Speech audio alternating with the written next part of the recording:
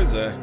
Seja bem-vindo, seja bem-vinda a mais um episódio do Meia-Noite Te Conto. Nesse episódio de hoje, nós vamos contar a história de um acontecimento muito curioso que aconteceu com a Érica, de São José dos Pinhais, no estado do Paraná. Essa história aconteceu com ela quando ela ainda era criança, mas eu gostaria de chamar a atenção para você que está vendo esse vídeo sobre esse acontecimento. Não é um acontecimento muito comum, pelo menos não até onde se sabe aqui no Brasil. Porém, ainda assim, mesmo não sendo tão comum, existem inúmeros casos e pessoas que não tiveram suas histórias contadas. Então, se você é uma pessoa que viveu alguma coisa parecida ou conhece alguém que já viveu alguma coisa parecida, acompanhe esse relato todo até o final e veja se em algum momento a história da Érica bate com a sua história ou com a história de alguém que viveu algo parecido.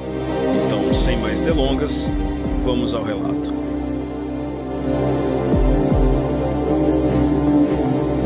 Esse meu relato envolvendo um avistamento de um duende aconteceu faz uns bons anos. Na época eu tinha entre 7 e 9 anos de idade. Indo na contramão do que se acredita, esse avistamento aconteceu no centro de uma cidade grande, ao invés de acontecer em uma região interiorana, como muitas pessoas acreditam ser comum esse tipo de avistamento. Cidade essa sendo Curitiba, capital do Paraná.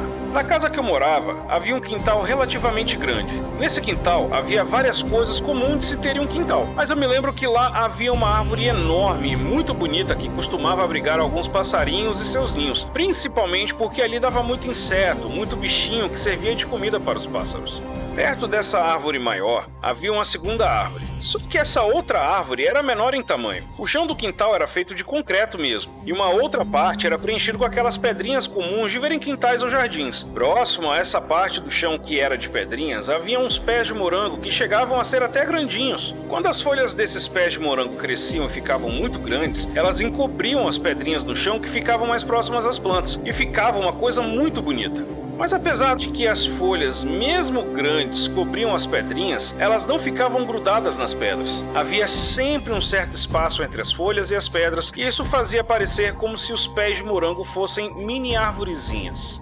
A minha rotina em casa era uma rotina comum, como de qualquer criança da minha época que vivia em uma casa com quintal. Todos os dias eu brincava do lado de fora no quintal e adorava os dias de sol, principalmente aqueles que se formavam depois da chuva, porque apareciam arco-íris. E em Curitiba é assim, o tempo sempre costuma ser instável e mudar repentinamente. Então sempre cai uma chuva e em seguida também costuma aparecer arco-íris no céu. E nesse quintal eu tinha um lugar preferido para brincar, que era perto dessas árvores que eu falei anteriormente e dos pezinhos de morango. Mas alguma coisa ali sempre me deixava desconfortável. Eu, sendo criança, não conseguia entender bem o porquê, mas sempre que eu estava brincando naquela parte do quintal, eu sentia que estava sendo observada. Mas isso acontecia sempre quando eu estava brincando sozinha, porque minha irmã costumava brincar comigo também do lado de fora e eu não sentia essa sensação quando ela estava comigo. E parece que essa sensação ficava ainda mais intensa quando tinham esses períodos de chuva durante o dia e que logo que a chuva passava, se abria um arco-íris no céu. Eu tinha total certeza de que havia sim algo me observando.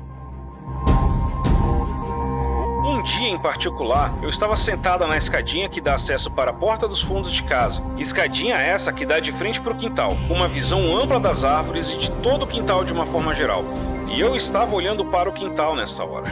Era um dia bem bonito, céu bem azulado, quase nada de nuvens no céu. Um sol agradável, uma brisa soprava bem suave. E eu consigo me lembrar como se isso tivesse acontecido hoje. Em um determinado momento, eu me pego observando as duas árvores no fundo do quintal e também os passarinhos que estavam pousados nela. E eu estava sentada com as pernas juntas e com a mão no rosto, enquanto o cotovelo apoiava nas minhas pernas.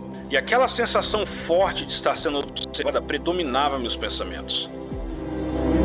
Mesmo eu estando um pouco distante, eu pude ver com muita clareza que algo estava subindo em uma das árvores. Era algo de cor vermelha, que se movia rápido na subida. Mesmo estando de longe, eu via com clareza, apesar de que não conseguia entender a forma daquilo pelo fato de aquilo ser muito pequeno. Mas era realmente pequeno. Era como se aquilo fosse um pouco maior do que um cogumelo grande. O formato também parecia com o de um cogumelo. Mas só que como que um cogumelo ia subir numa árvore com a rapidez que aquilo subia? Vendo aquilo e sem conseguir entender nada, eu simplesmente entrei em pânico e paralisei. Não conseguia me mexer, não conseguia chamar ninguém. Apenas fiquei ali, apavorada, enquanto via aquilo subir na árvore. Não muito tempo depois de conseguir discernir aquela forma de cogumelo, eu pude notar que, na verdade, aquilo que estava subindo na árvore estava de costas virada para mim, e aquilo que parecia ser um topo de cogumelo era uma outra coisa. E aquilo ficou claramente visível quando virou um pouco de lado enquanto subia naquela árvore. Aquilo era um duende, e eu pude ver com muita clareza. Aquilo era um duende que estava subindo na árvore do quintal da minha casa.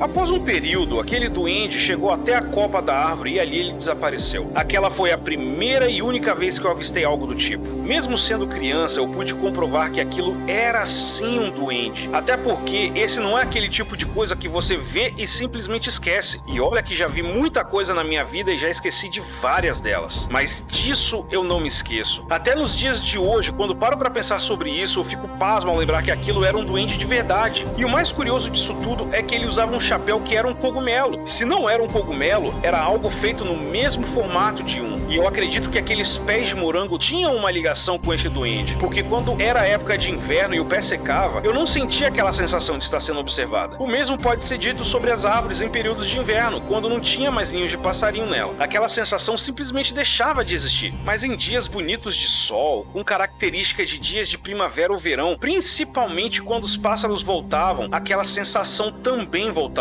E eu ainda chamei minha irmã para procurar junto comigo por aquele duende, mas ele realmente havia sumido. Procuramos nas árvores, debaixo dos pés de morango e nada.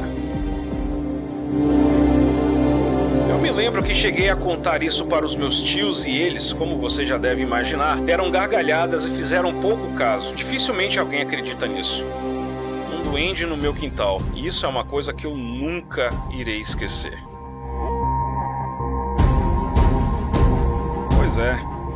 E assim encerra o relato da nossa amiga Érica, de São José dos Pinhais, Paraná, que na época residia em Curitiba quando ela teve essa experiência. Mas o que você acha sobre isso? Duendes não são seres tão característicos assim de nosso folclore. Porém, na América do Sul há uma cultura voltada para os duendes, e não apenas isso, mas também no YouTube há inúmeros vídeos gravados que reportam, supostamente, aparições de duendes, principalmente na região da Argentina, Uruguai e Colômbia. Mas o que poderia ter sido isso se não um duende que subiu essa árvore no quintal da casa da Érica? O que mais poderia ela ter visto? Eu acredito com todas as minhas forças de que, de fato, aquilo que ela viu foi um duende. Não apenas pelo fato de que ela descreveu isso com tamanha clareza, mas que também todo o cenário descrito por ela é um cenário muito propício. E que isso deixa, assim, uma sensação de que esses pés de morango poderiam sim ser a moradia, talvez desses ou desse duende. Acredita-se que os duendes são seres elementais que amam estar em contato com a natureza. Pássaros, frutas, crianças inocentes, dias bonitos, por que não? Mas e você? O que você acha disso? Caso você tenha opiniões também sobre o que ela poderia ter visto, deixe seus comentários aqui embaixo, claro, respeitando a pessoa que contou a história, no caso a Érica. Se você tiver também comentários que possam agregar nessa história vivida pela Érica, ou caso você queira compartilhar a sua história parecida ou não tão parecida, escreva pra gente no e-mail relatos.meianoiteteconto@gmail.com e lembre-se sempre de manter uma coesão e coerência nos textos, tendo início, meio e final. No mais, eu vou deixar você com essa pergunta e esse gostinho de curiosidade na boca sobre o que pode ter sido isso que a Érica avistou. Não se esqueça, compartilhe suas histórias com a gente, pois suas histórias são muito importantes e elas são combustível que faz esse canal ir pra frente. Sem você e sem as suas histórias, seus relatos, esse canal não vive, esse canal não vai pra frente, esse canal sequer respira. Então, compartilhe suas histórias comigo. Caso você não queira ter seu nome citado, é só deixar avisado que a gente não vai citar o seu nome, vamos criar um nome fictício para você. E se você quiser saber de mais relatos que foram de encontro ao sobrenatural ou ao minimamente inexplicável, fica aqui com a gente, senta aí um pouquinho e aguarda o relógio bater meia-noite, porque já sabe, né?